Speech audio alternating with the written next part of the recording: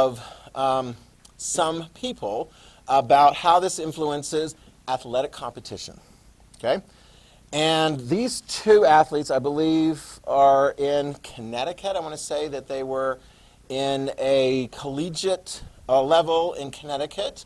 They were both born males, and they have had transgender, so they've actually had the surgeries and so forth, and they're competing as females and being quite successful. Okay? So there was concern on the part of some of the females in the track and field area that they were missing out on opportunities because these particular people had a biological advantage. In other words, that even with the hormone therapy and so forth, there was still a muscle mass component that gave them an advantage in that competition.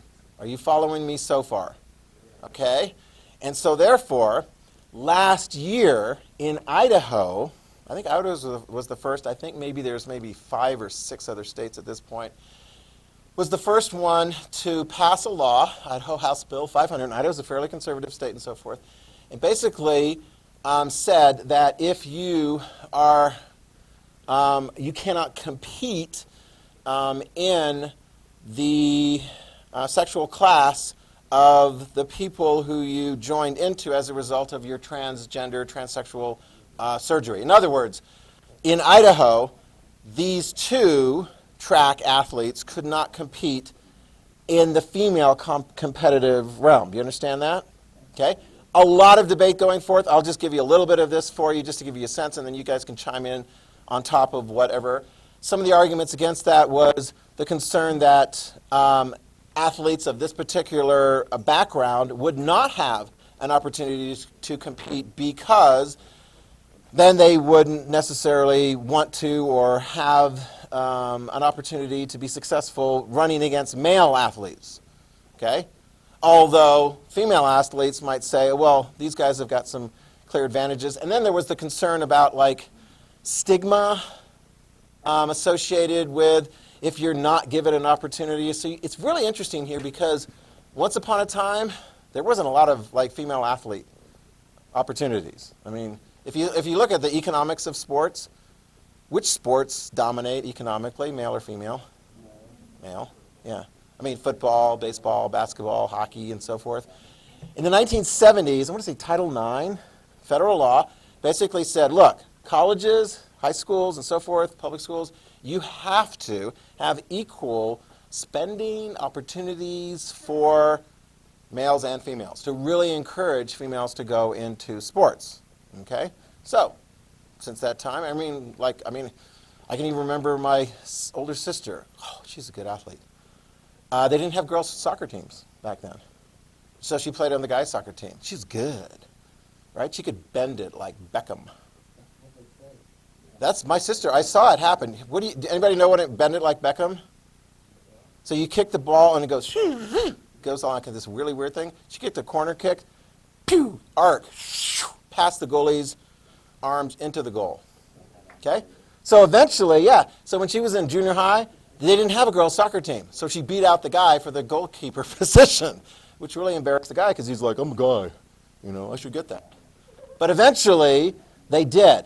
Because of Title IX, you had those separate things. So this is a wrinkle in the midst. So you've got the transgender, transsexual issue, which is, that is totally what is happening in society today. And it creates some interesting legal wrinkles and questions and how do we sort out with this and so forth. Oh, and plus, some folks are looking at what Idaho did and saying, that's bad, let's boycott you. So the NCAA, which runs the collegiate athletes and so forth, they don't like that, and so they're basically saying, at this point in the debate, if Idaho doesn't get rid of that law, then there will not be any NCAA tournaments, March Madness tournaments, anything like that in Idaho, right? Because that's what happens in it. Question though, if it goes to the Supreme Court, what would, and I think it might actually at some point. That's going to be a tricky one for them. Can Idaho create a law that arguably the people who are in favor of it would say it protects the integrity of female sports so that somebody who has an operation and goes and becomes a female won't be able to compete at an advantage to the other female athletes because of having that superior male muscle mass and so forth, which doesn't completely go away even with hormonal treatments. Have we laid the issue out there well enough for you guys? Just curious, raise your hand if you're like, this is an interesting question. Okay? Would you like to have some discussion on this before you vote on it? Let's say you're on the Supreme Court, and is the Idaho law going to be upheld, or is the Idaho law going to be found unconstitutional? Should we do this? All right. All right, let's hear first. Somebody wants to start, and then we'll try to get an opinion from the other side, just to kind of like try and keep it going back and forth like a tennis match. Yes. I would rule this unconstitutional because they're talking about their body mass. Basically, they have a separate body type than other women who are running with them. But body types differ no matter which gender you're with. So That's true. it sort of becomes void that they're transgender.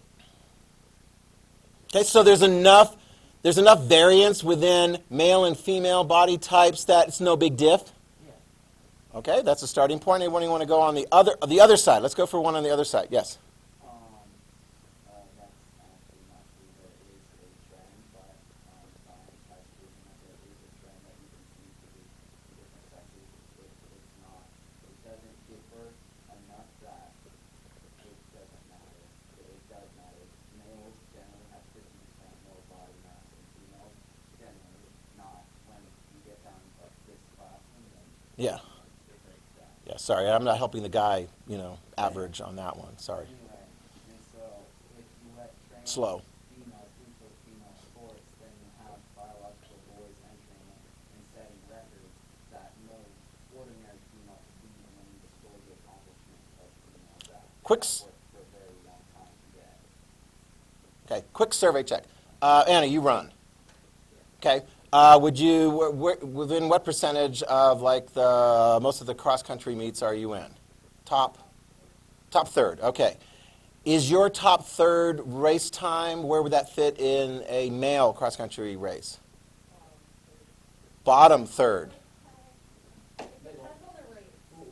Okay.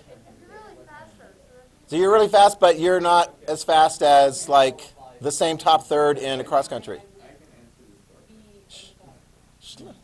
Okay. I thought you did a fine job answering it, Caden. Yes, go ahead. Do you want to add something in addition to that? Go ahead. She's running 1920. That would get a female in the state, right? It would get a guy nowhere there. I think that's what she was trying to say. Guys are getting. I'm just putting in the time. Yes, you got a time. Good job. I don't know.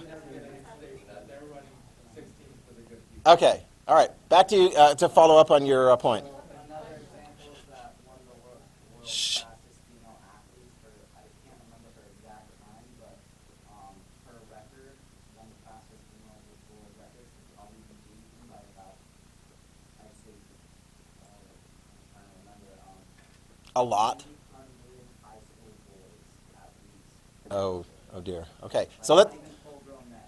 Okay, Anna.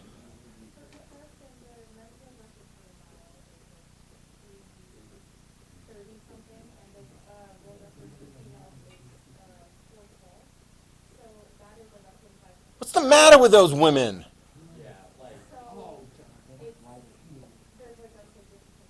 So what's the difference? What's the difference?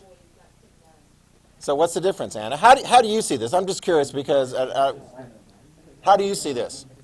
Is it okay to do this or not? Yeah.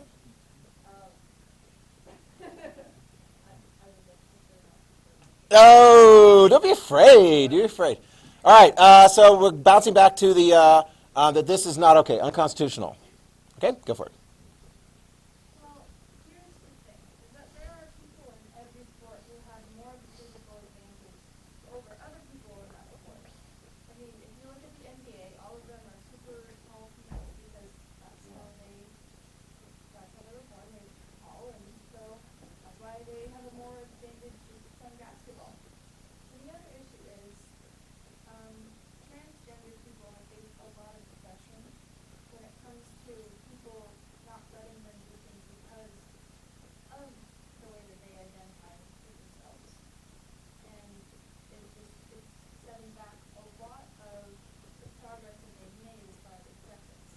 Okay, so that was one of the things that was identified as components of that as well. All right, back to the Pro 500, Connor, over here. I can actually add on to that. Okay. Sure.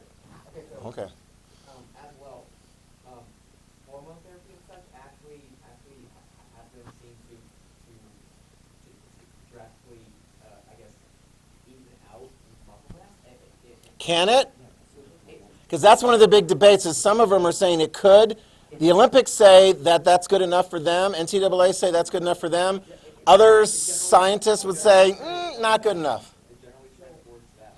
Okay, that's a very important fact, scientific issue that's very relevant. Can the hormone therapy and other kinds of things balance it out, or is it still not good enough? And I suppose partly it depends on when the surgery takes place, because if you've already grown through your, it's not like it's necessarily going to take away all that you've grown through. If you have the gender switch very, very early on in one's life. It doesn't even have to be surgical. It could just be hormone therapy. Could just be, okay, yeah, and that's the key thing there. Okay, jump in. So then why would you even need the hormone therapy in the first place? What do you mean? You could just identify as one particular gender and then join that class for the races. There's got to be people in both categories with this already an athletic advantage, and that's part of the point. Why would you need the hormone therapy? What do you mean? Like, another. I'm saying part of Okay, hold on. Let Connor finish. the reason that it doesn't even matter if you do it because there's already going to be other women in that kind of category who are already so much better than the other women. So there's already a difference in there. So why bother making anyone do the hormone therapy? Just put them in the mix with everybody else. Okay, go ahead. So, and one point that you made was if you need hormone therapy to level the playing field, then obviously it's unbalanced because there has to be something to level. So that, Okay. yes, that's Okay.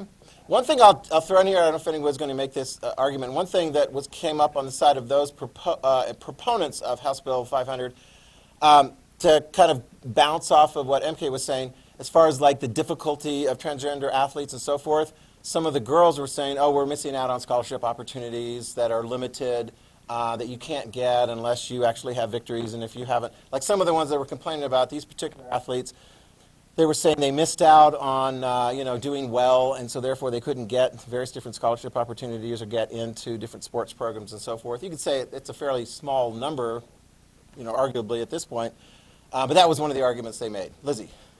There's a big difference between sex and gender. Sex is, no, Shh. that's completely around him. Babies who are born with intersexual who either have like an extra chromosome with a woman's hair or are just a sign that gender at birth, because gender is simply a social concept that is formed over thousands of years, and that's just something you figure out for yourself. Okay. You have never had Anthony. Anthony has the floor. Anthony has the floor. So, Okay. So the last couple of arguments I've heard are talking about hormone therapy. Hormone therapy isn't done for any sort of sports or athletic purpose. It is done for their own. It's done so they can see themselves the way they think of themselves, and I don't see how it fits in. If we're talking strictly athletic. Yeah, and it's interesting because the Olympics and the NCAA and so forth, they have requirements with respect to you need to go through the hormone therapy if you're going to be making that switch over, because they want to remove physical advantages that come with being born of that particular biological part. Okay? It's not necessarily athletic. If it wasn't athletic, it wouldn't make any difference, arguably, as far as if somebody wanted to. I don't know. You guys figure this. Anybody else who hasn't chimed in yet? Because I know that there's lots of various different opinions. Max, what do you think? I mean, if you're gonna recognize a transgender man as a woman, then you have to recognize that in sport. So therefore, Recognize them as a woman, and they should be allowed to compete. so you're okay with you're against. You would say that the bill is unconstitutional. It's not okay. Daphne, you got your hand up. Yeah, so I'm a little bit confused on the two like areas you separated, but I'm really like if it's such a big deal, why don't they create separate categories so that That's interesting. It's a pretty small number of people. Shh. there's guys sports and then there's women's sports. If it's such a big issue, then create a section for transgender women and transgender men. I mean, like 4 categories or something. I don't know. Opportunities for scholarships, that way people don't have to complain about anything. And they have like fairly fair guidelines for them, and like with muscle stuff. That would be an interesting thing. I think perhaps just to answer it really quickly, probably a small number now. Who knows what the future is going to be? Victoria. The reason why that doesn't work is because that is essentially an argument of separate people. That's affirmative action. You are putting them in a separate category with calling them equal, but it's not really equal because think about the number of people who would actually fit into that category. It's going to be a lot smaller than males as a whole and females as a whole. That is separate for people and not unconstitutional. Okay, anybody want to chime in that hasn't already? I'm just actually kind of curious, because we're going to vote on this pretty soon, okay, because we're going to move on to like real disabilities and so forth. What do you think? How would you tend to favor this or oppose this? Shh. And then we'll do the vote. I'm actually kind of curious, because some of you guys are quiet, and I know you're listening in and so forth, and others, I appreciate you because you are ready to chime in. What do you think?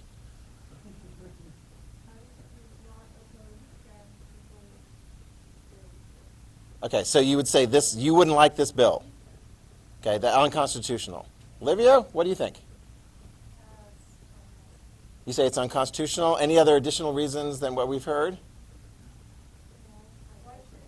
Hold on. Okay. Ben, what do you think? My personal opinion is not, Okay, well, which is which? Elaborate on either one. I don't, like, if you want to do it and there's nothing stopping it, then I'm not going to say no. So I'm very much in the individual choice category. so how about this one? This is tough because we have individuals that have made a choice to have a gender change or whatever, but here you've got sort of like arguably, and the people who were espousing this change are like to protect the females who are competing for the integrity of that competition.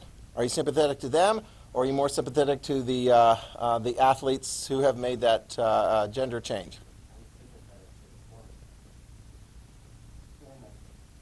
Former, the female athletes. Okay. What do you think, Piper? Me? Yeah. Me? Oh, I'm getting called on. I'm in class.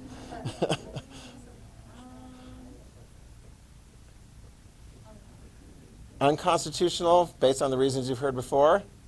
Okay, Robbie, what do you think? Oh! Well, let's try and imagine if you were competing as, let's just say, alternative universe. Robbie, you're a girl. Okay, so now you're running in a race, and right next to you is somebody that has gone through the chains, maybe one of these people. Are you okay with them competing against you or not? Okay, so you're okay with them competing against you and so forth? It's not a big deal? Okay. Let's see. Jake, how do you view this issue ultimately?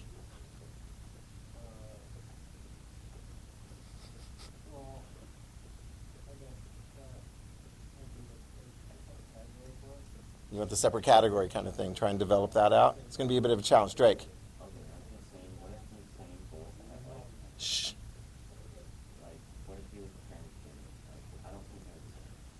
You don't think that would be fair? If Usain Bolt had a transgender operation and so forth, and he was competing, I mean, it's not already fair now when he's competing against guys. I mean, he's like crazy good. You're like, that would be fair. Kurt, it's your turn. What do you think? You knew it was coming around. It's like, yeah, you're not going to be able to get away with this. Oh, come on, you're in a class. You have to have an opinion. You've got a brain. What do you think?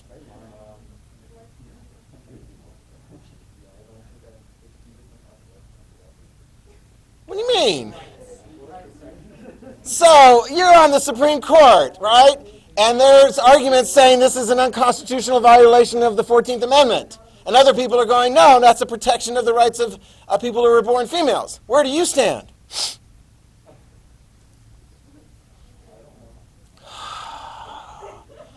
We're going to make them write a whole essay giving both points of view.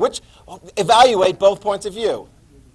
What do you think are some of the strongest points of the pro House Bill 500? What are some of their strongest points? Okay, it should be fair competition. What are some of the stronger points that you've heard opposed to that bill, which is now law in Idaho? I forget what the name of the law is, but whatever. What arguments appeal to you most from the other side?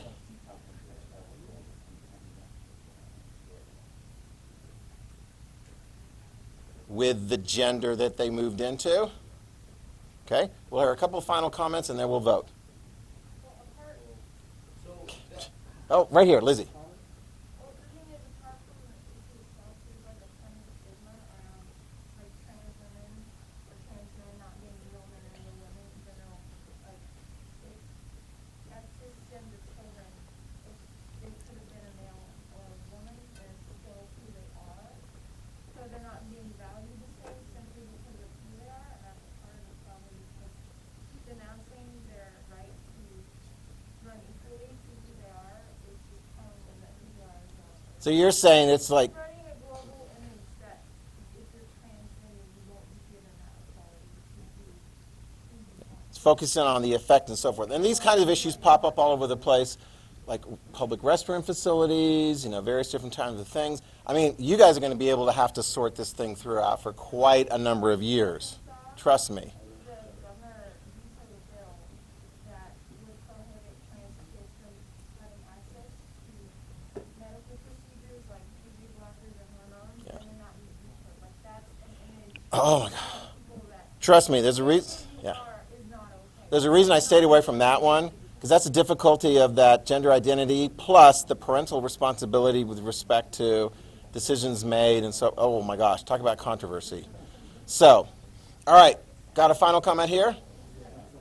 Okay, and then we'll have a vote. Oh, you got a final comment there. Shh. Shh.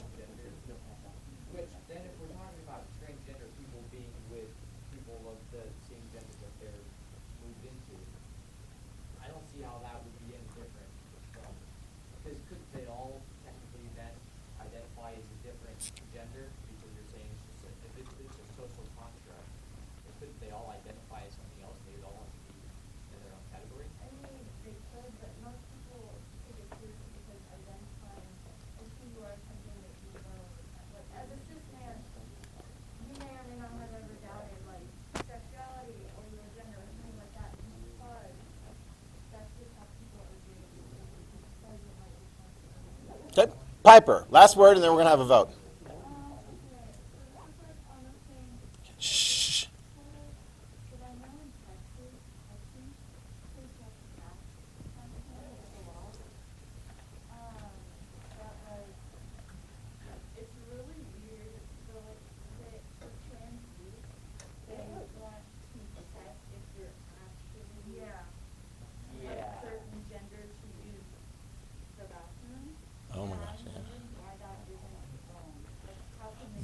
Those are the cases. I can tell you what. Those are the cases where things are not only going on right now, as you're talking about in Arkansas, Texas, Idaho, and so forth. They're going on right here, and they're popping up in the courts.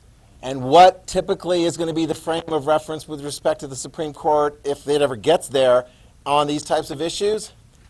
14th Amendment, equal protection. It's going to be that kind of analysis. Okay, you guys ready to vote on this particular one? I'm framing it as House Bill 500. I don't know what the law is, but it's already passed in Idaho.